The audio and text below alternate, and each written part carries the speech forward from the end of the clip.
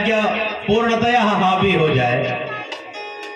अगर आप कृपा करो महाराज, तो स्नेह पासम मिमम छिंदी, स्नेह का कुछ पास है जो कृष्णवंशी यानी यादवों के प्रति, या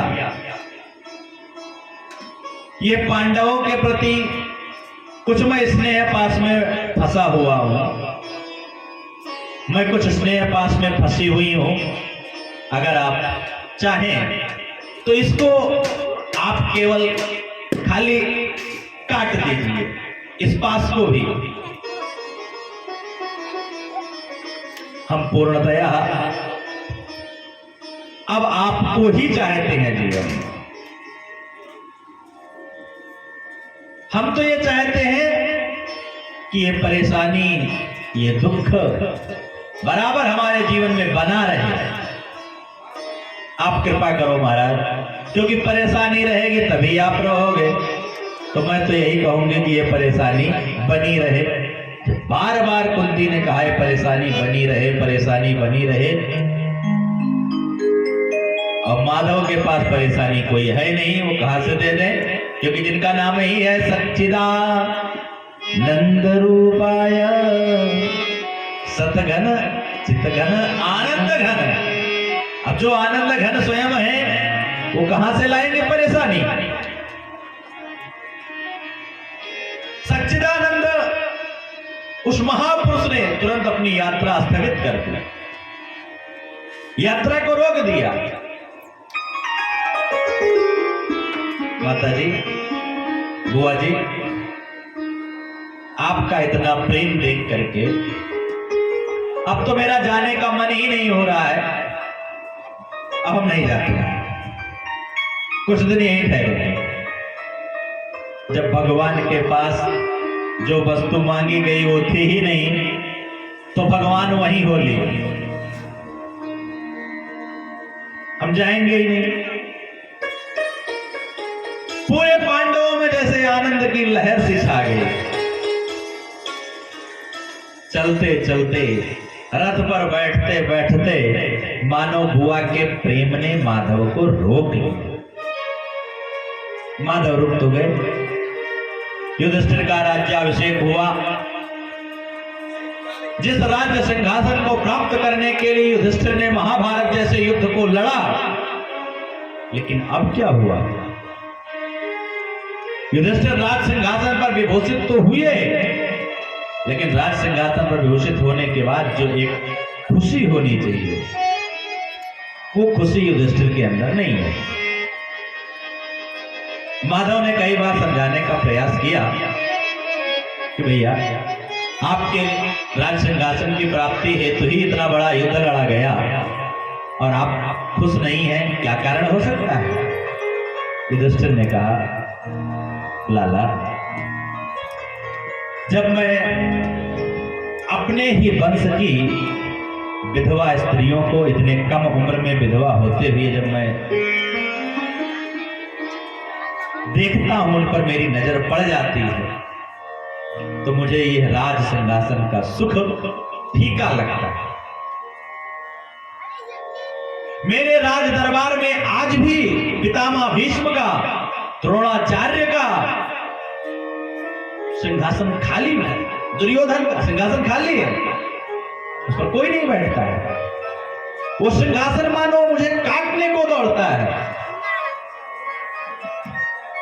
भगवान खूब समझाने का प्रयास करते हैं, लेकिन युधिष्ठिर को कुछ नहीं समझ में आ रहा। एक बात ध्यान दें, अगर उपदेशक के प्रति आपकी श्रद्धा है, तभी उसका दिया हुआ उपदेश आप पर प्रभावित, आप उसका उपदेश आपको प्रभावित कर पाएगा। अगर उपदेशक के प्रति आपकी श्रद्धा नहीं है, तो वो जो बता रहा है पता नहीं सही है कि नहीं, हमेशा आप संशयात्मक रहेंगे। युधिष्ठिर को उपदेश कौन दे रहा है? कन्हैया। कन्हैया को युधिष्ठिर क्या मानते हैं? अपना छोटा भैया। अब छोटा भैया कोई बात कहे, ये बात कहां गले उतर रही है? भगवान को यह बात तुरंत समझ में आ गई। भगवान ने सोचा कि हम चाहे जितना उपदेश दे दें, युधिष्ठिर को समझ में आने वाला नहीं है। अब इनको किसी से उपदेश, बुजुर्ग परिवार का कोई बड़ा बच्चा नहीं, किससे उपदेश दिलवावे जिससे ये समझ जाए बात को। तुरंत माधव को याद आए महाराज भीष्म जी, जो सरसैया पर विराजमान हैं और इच्छा मृत्यु का वरदान लेकर जो डटे पड़े हैं अभी भी युद्ध भूमि में, उनके पास चला गया। हो सकता है वहां जाने के बाद में इनकी कुछ बुद्धि खुल जाए। भगवान ने पांडवों से कहा कि हम महाराज भीष्म से मिलना चाहते हैं। सभी पांडव सहर्ष तैयार हो गए भीष्म के पास जाने के लिए। पांडव परिकर खुशी हो गए कि हमारे कन्हैया भी जा रहे हैं हमारे दादाश्री से मिलने। जाकर के सभी पांडवों के साथ युधिष्ठिर को लेकर, भीम को लेकर, अर्जुन को लेकर, नकुल सहदेव को लेकर के और भी पांडव परिकरों को लेकर के भगवान कन्हैया कुरुक्षेत्र पहुंचे।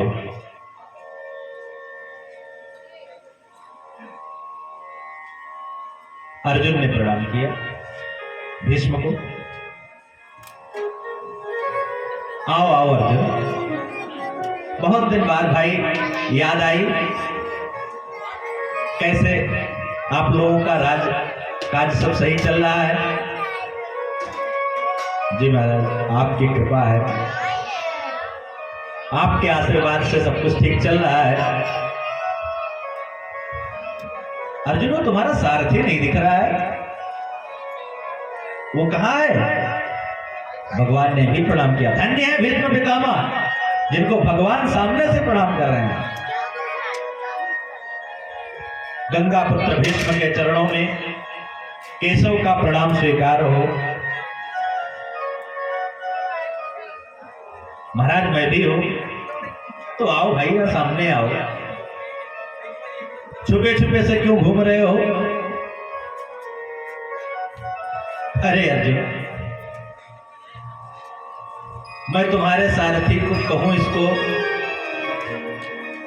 कि तुम्हारे मामा जी का लड़का कहूं इसको, कि तुम्हारा साला कहूं इसको, कि भगवान कहूं इनको, तुम्हारा मित्र कहूं इनको, क्या कहूं मैं?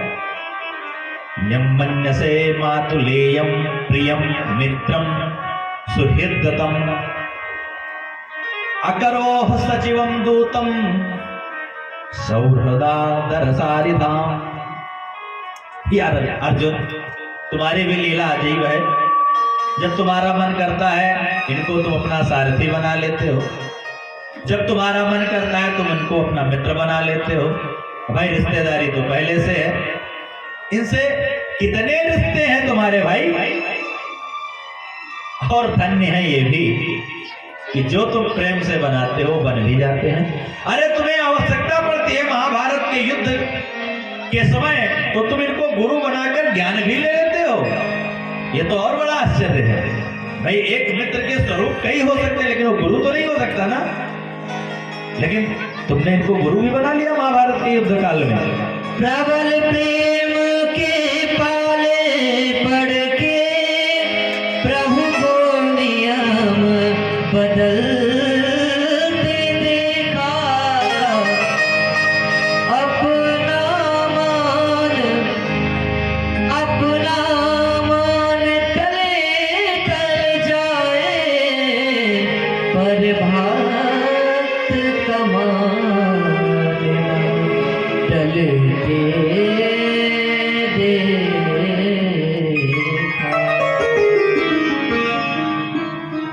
और ये भी धन्य है कि जो तुम प्रेम से बनाते हो बनने के लिए तैयार भी है। जब तक पूछते रहे अर्जुन कि माधव इस युद्ध को मैं तो नहीं लड़ पाऊंगा, बार बार समझाते रहे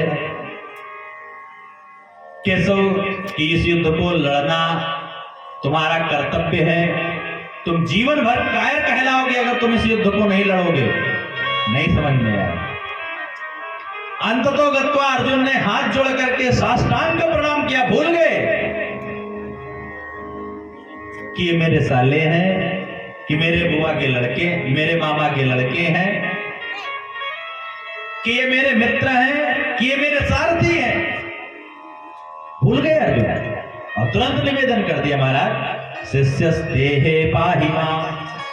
हे महाराज, मैं आपका शिष्य हूं और अपने शिष्य की रक्षा करो। ये जीवन भर मुझे गालियां मिलेंगी अगर मैं युद्ध छोड़कर भागता हूं, ये आप ही कह रहे हो। तो इस परिस्थिति में मुझे क्या करना चाहिए? और उस परिस्थिति में जब 18 अध्यायों में भगवान ने गीता सुनाई अर्जुन को, तो अर्जुन की बुद्धि एकदम शुद्ध हो गई। कोई अपना नहीं, कोई पराया नहीं। जब ये ज्ञान हुआ अर्जुन को, तो युद्ध करने के लिए अर्जुन तैयार हो गया। तो वही भीष्म याद दिलाते हैं, यम मन्यसे मातुलेयम प्रियम मित्रम सुहृदतम। जो आप बनाना चाहते हो वो बनने के लिए तैयार भी बैठे हैं। चलो बहुत अच्छा किया माधव, आप आ गए, मैं तो आप ही की प्रतीक्षा कर रहा था। माधव ने कहा, भैया कुछ इन लोगों को भी बताओ। ये लोग अभी वही शोक मना रहे हैं महाभारत का ही। भीष्म जी ने यहां पर जो युधिष्ठिर को उपदेश दिया, ये भीष्म गीता नाम से प्रसिद्ध हुई। भीष्म जी ने बड़ा बृहद उपदेश दिया। अब चूंकि हम लोग भागवत कथा श्रवण कर रहे हैं, तो केवल संकेत मात्र से श्रवण करते हुए आगे बढ़ जाएंगे कि भीष्म ने पूरे तत्वों का ज्ञान कराया युधिष्ठिर को कि हे युधिष्ठिर, ये तुम क्या कर रहे हो? ये मृत्युलोक है, जो आया है उसका जाना तय है। बस उसके प्रकार अलग हो सकते हैं, मृत्यु के कारण अलग हो सकते हैं, लेकिन जो आया है उसका जाना तो तय है, वो जाएगा ही जाएगा। युधिष्ठिर को चूंकि दादाश्री कह रहे हैं, तो इस बात पर पूर्ण विश्वास हुआ। भीष्म जी कहते हैं, महाराज मेरी एक अंतिम इच्छा है। सा देव देवो भगवान प्रतीक्षितां कलेवरं यावद्दिदं हिनोम्यहं प्रसन्नहासारुणलोचनोल्लल सन्मुखोऽम्बुजो ध्यान पश्य चतुर्भुजः। हे प्रभो, अहम यावद इदं कलेवरं हिनोमि तावत तव प्रतीक्षिताम्। जैसे मैं इतने दिन से आपकी प्रतीक्षा कर रहा था कि आप आ जाओ तब मैं अपने प्राणों को त्यागूं, तो कुछ क्षण आप भी प्रतीक्षा कर लीजिए महाराज। अब मैं अपने प्राणों को त्यागने वाला हूं। मैं इच्छा मृत्यु का वरदान प्राप्त तो किया था, मैं सूर्य दक्षिणायन था, इसलिए अभी तक मृत्यु को प्राप्त नहीं हुआ। भाई देवताओं की 6 महीने का दिन और 6 महीने की रात्रि। उत्तरायण में देवताओं का दिन होता है और दक्षिणायन में रात्रि। बुद्धिमान पुरुष उत्तरायण में ही प्राण त्यागते हैं। भाई दक्षिणायन यानी रात्रि में अगर आप पहुंचेंगे देवताओं के पास यहां से, तो आपको दिन होने तक प्रतीक्षा करनी पड़ेगी ना। तो भीष्म ने कहा ये चक्कर रखना ही नहीं है, जब हमें इच्छा मृत्यु का वरदान प्राप्त है तो हम दक्षिणायन भर पृथ्वी पर ही रहेंगे, उत्तरायण में हम मृत्यु को प्राप्त होंगे। सूर्य तो उत्तरायण हो चुका है महाराज, और अगर आज आप हमारे सामने खड़े हैं तो आप भी तो उत्तरायण हैं। भाई उत्तरा के गर्भ में जिसने समय व्यतीत किया तो वो हुआ उत्तरायण। उधर तो सूर्य उत्तरायण हो गया, इधर आप भी हमारे सामने उत्तरायण खड़े हुए। भगवान ने सोचा भैया ये 6 महीने से मर रहे हैं, अभी इन्होंने अपना प्राण त्यागा नहीं है और ये कह रहे हैं कि अच्छी ड्यूटी लगाई हमारी कि हमारे सामने सा देव देवो भगवान प्रतीक्षिताम, प्रतीक्षा करिए कि जब तक मैं इस कलेवर को त्याग ना दूं, इस शरीर को त्याग ना दूं, तब तक आप यहीं खड़े रहो। तो ये पता नहीं कब अपना प्राण त्यागेंगे और कब तक मुझे खड़े रहना पड़ेगा। तो भगवान का थोड़ा मुंह कुंभला सा गया, झुक गया। तो भीष्म जी कहते हैं नहीं नहीं, ये मुंह लटका कर मत खड़े होइए। आपकी मुस्कान के तो लाखों दीवाने हैं और आप ऐसे, आपकी मुस्कान ही तो देखने के लिए मैंने आपको अपने सामने खड़ा किया है। आपके मुस्कान के मैंने अद्भुत चमत्कार सुने हैं। लखी जिन्ह लाल की मुस्कान,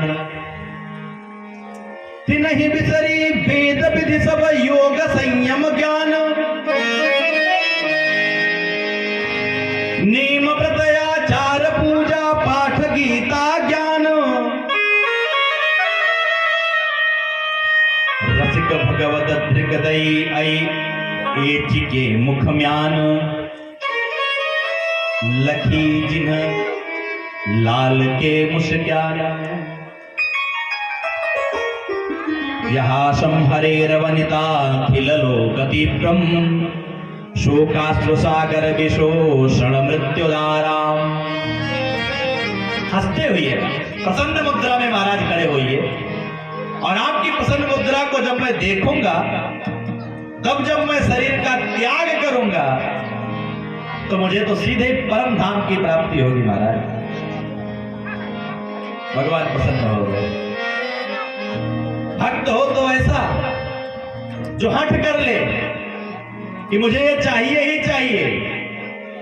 और भगवान और भक्त का जब आपस में विवाद होता है तो अंततः गत्वा भगवान अपने भक्त को ही जिता देते हैं। नहीं नहीं, आप ही जो कह रहे हो वही सही है।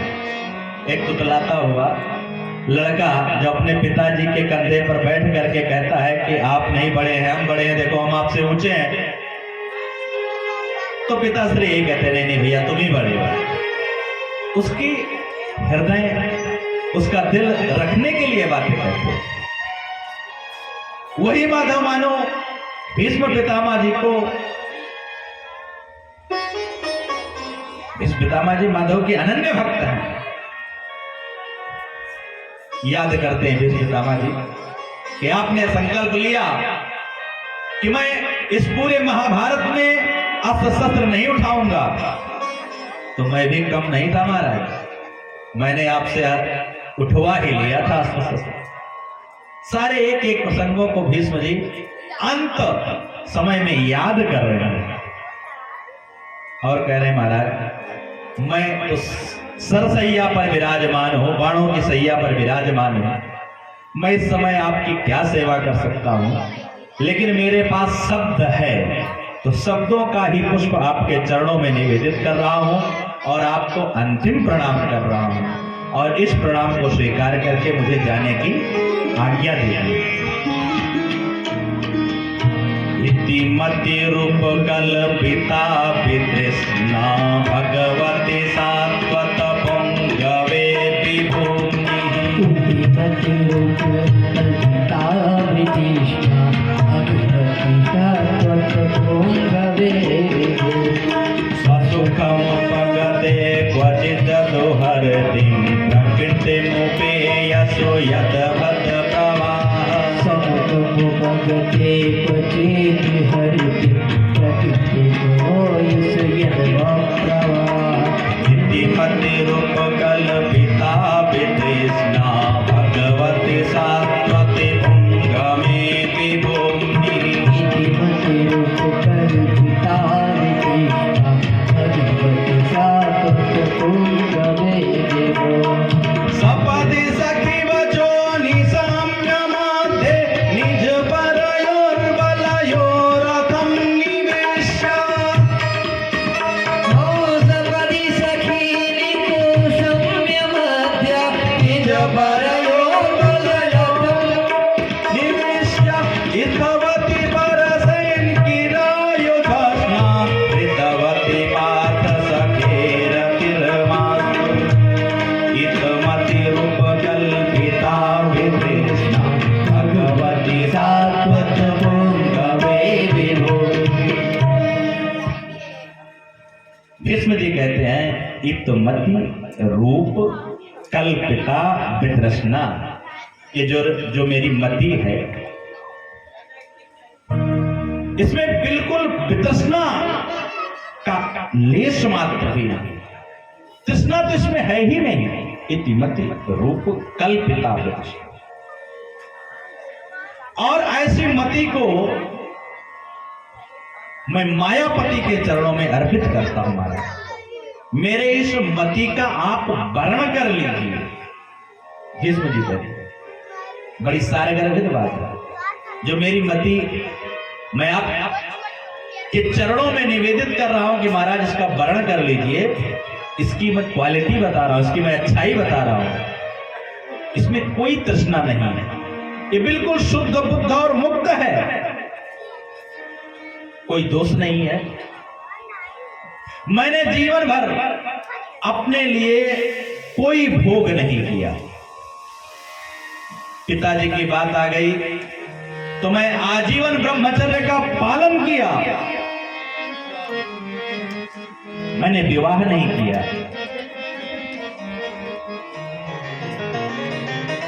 जो सिंहासन पर बैठा उसमें मैंने पिताजी का ही स्वरूप देख करके मैंने उसका सम्मान किया, मैंने उसका स्वागत किया, मैंने उसको प्रणाम किया और मैं उसकी सेवा करता रहा। अब आज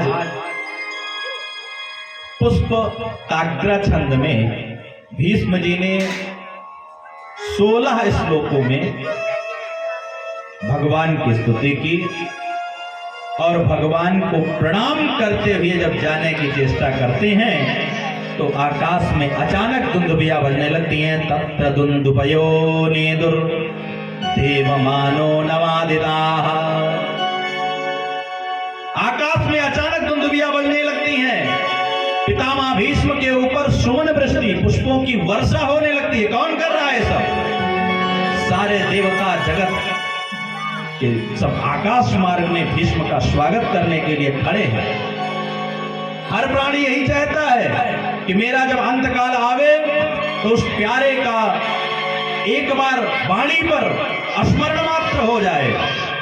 यहां तो प्यारे सामने खड़े हैं, पीतांबर दिव्य लहराते हुए आंखों के सामने खड़े, वही बाकी झांकी हृदयंगम करते हुए पितामह भीष्म अपने शरीर का त्याग कर रहे हैं। देहांत काले तुम सामने हो, बंसी बजाते मन को लुभाते।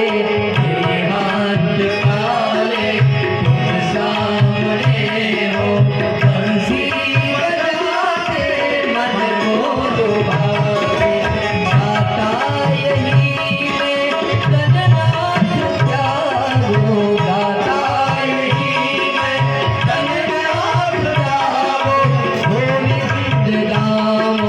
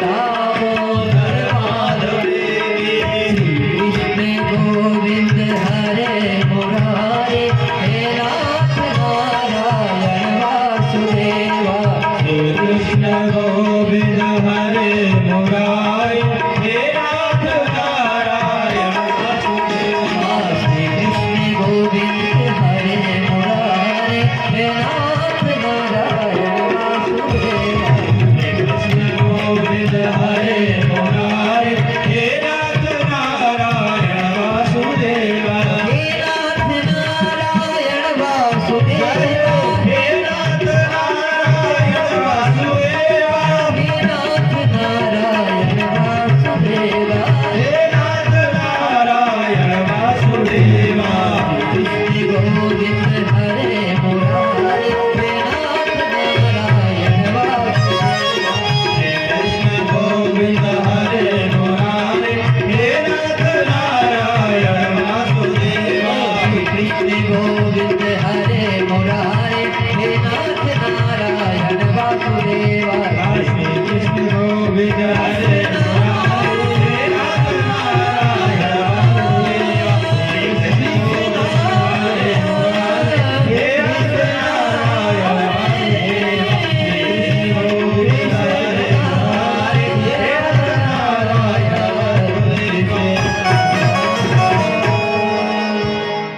प्रेम से बोल वृंदावन बिहारी लाल की श्रीमद् भागवत महापुराण की किस भक्त की ये इच्छा नहीं होती कि देहांत काले तुम सामने हो, मुरली बजाते मन को लुभाते। श्री भीष्म पितामह जी को यह सौभाग्य प्राप्त हुआ। सामने ही थे माधव, माधव के सामने ही प्राण को त्याज्य किया शरीर से श्री भीष्म पितामह जी। सौनक जी महाराज ने प्रश्न किया, महाराज आप तो महाभारत में प्रवेश कर गए, तो भीष्म मरण तक की कथा सुना गए आप, उत्तरा के गर्भ में जो बालक था उसका क्या हुआ, उसका तो बताइए कुछ। तब सुख जी सावधान हुए, हाँ भैया हम तो वो कथा ही छोड़ करके भीष्म के पास पहुंच गए। भीष्म मृत्यु के उपरांत पांडवों ने उनका प्रेत कर्म संस्कार इत्यादि किया। भगवान सबको छोड़कर द्वारिका आ गए। द्वारिका वासियों ने भगवान का, जो कि बहुत दिन के बाद आए, बहुत ढंग से स्वागत किया, बहुत विधिवत स्वागत किया। कालांतर में उत्तरा के गर्भ से एक शिशु का जन्म हुआ, बच्चे का जन्म हुआ। बच्चा एकदम स्वस्थ था, लेकिन वो पैदा होने के बाद रोया नहीं। चक्कर मकर केवल चारों ओर देख रहा है, केवल उस छवि को ढूंढ रहा है कि जो गर्भ में मेरी रक्षा करने गया था वो कहां रहा। जब बार बार इधर उधर देख रहा है, विद्वानों ने उसका नाम रखा विष्णुरात। विष्णुना रातः दत्तः स विष्णुरातः। जो भगवान विष्णु के, कन्हैया की कृपा से ही प्राप्त हुआ है, इसलिए उसका नाम रखा गया विष्णुरात। लेकिन वो बच्चा जिसकी भी गोदी में जाता है, केवल एक ही चीज देखता है, टुकुर टुकुर केवल उस बच्चे की दृष्टि सीधे चेहरे पर पड़ती है। क्या ये वही है जो हमको गर्भ में बचाने गए थे? नहीं नहीं, ये नहीं है। विद्वानों ने जब देखा कि भाई परितः इच्छिते इति परीक्षितः, ये बार बार दूसरे के ही चेहरे को झांक रहा है, तो इसका एक नाम परीक्षित भी होना चाहिए।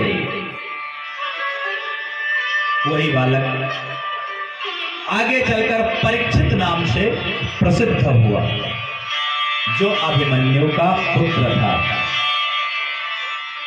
परीक्षित किसके पुत्र थे? अभिमन्यु के। उत्तरा के गर्भ से उत्पन्न हुई है। अभिमन्यु पुत्र परीक्षित जगत में अपनी कीर्ति को व्याप्त करते हैं। एक समय विदुर जी तीर्थ यात्रा करते हुए जब लौटे, पांडवों ने उनका बड़ा सम्मान किया। रात्रि के समय एकांत में विदुर जी ने धृतराष्ट्र से मिलना उचित समझा। महाराज, कैसे चल रही है दिनचर्या आपकी? धृतराष्ट्र और गांधारी पांडव के सम्मान में, पांडवों की बड़ाई में, पांडवों की अच्छाई गिनाते हुए मानो पुल सा बांध दिए। धृतराष्ट्र कहते हैं, विदुर, शायद दुर्योधन जिंदा होता तो इतना सुख शायद वो हमको ना दे पाता जितना ये पांडव मेरी सेवा करते हैं। अरे भीमसेन तो बिना मुझको कुछ पवा दिए, बिना मुझको कुछ खिला दिए तो स्वयं भोजन तक नहीं करता है। सब लोग मेरी बहुत अच्छे से सेवा कर रहे हैं भाई। विदुर जी ने कहा, भाई कुछ इज्जत है, कुछ बची है कि सब आपने बेच खाई बाजार में? कुछ तो बची हो तो बताओ। इन पांडवों को मारने के लिए आपने क्या नहीं किया? आज उन पांडवों की बड़ाई करते हुए आपको शर्म नहीं आ रही है?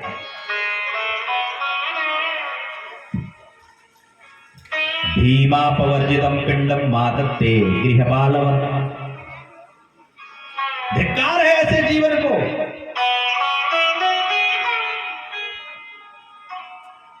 शत्रु के पुत्र या शत्रु तुमको पाल रहे हैं, पिंड के समान है, प्रेत को जैसे पिंडदान किया जाता है, एहसान कर रहे हैं तुम्हारे ऊपर वो। इस एहसान का बदला क्या चुका पाओगे इस जीवन में? तुमने जीवन भर उनके पीछे षड्यंत्र ही रचा। ये तो उनकी इंसानियत है कि वो तुमको पाल रहे हैं और तुम यही पल रहे हो।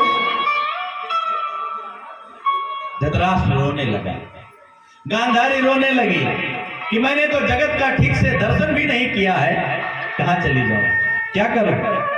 विदुर ने कहा, अगर चलने के लिए तैयार हो तो मैं किस दिन काम आऊंगा, मैं भी तो तुम्हारा ही भाई हूं। तो भैया ले चलो। रात्रि के अंधियारे में विदुर जी धृतराष्ट्र और गांधारी को राजमहल से लेकर के गृहम त्यक्त्वा वनम गता, वन लेकर चले गए। यहां पर आप भगवत भजन के निमित्त तपस्या करिए। अब आपने जीवन भर खूब पाप पुण्य जो करना था कर चुके, तपस्या करके अपने प्राणों का त्याज्य करिए। प्रातःकालीन युधिष्ठिर जी जब उठे तो दैनिक नियम की भांति वो उठ करके पिताश्री यानी धृतराष्ट्र जी को, बड़े पिताजी थे, प्रणाम करने जाते हैं। धृतराष्ट्र के महल में धृतराष्ट्र दिखे ही नहीं रहे हैं। मैया के पास गए, गांधारी के पास, तो गांधारी जी भी नहीं दिख रही है, विदुर जी भी नहीं दिख रहे हैं। सब कहां चले गए यार? कहां गायब हो गए भाई? युधिष्ठिर ने, चूंकि राजा थे, पूरे राज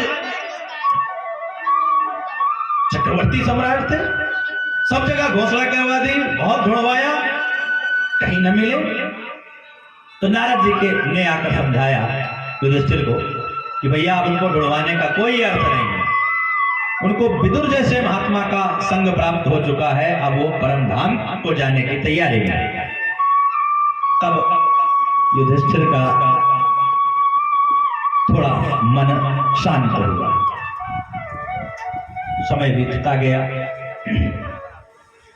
धीरे धीरे युधिष्ठिर के राज्य में अपशकुन बढ़ने लगे। अपशकुन किस प्रकार से बढ़ रहे हैं?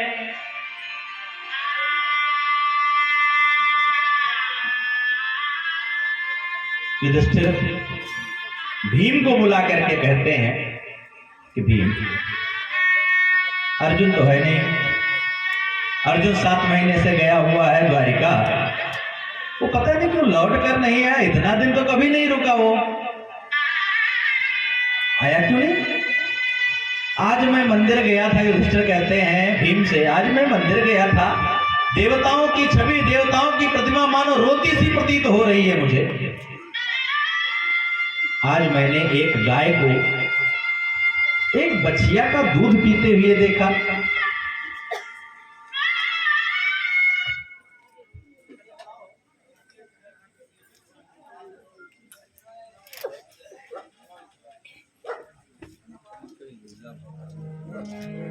श्री कृष्ण गोविंद हरे मुरारे,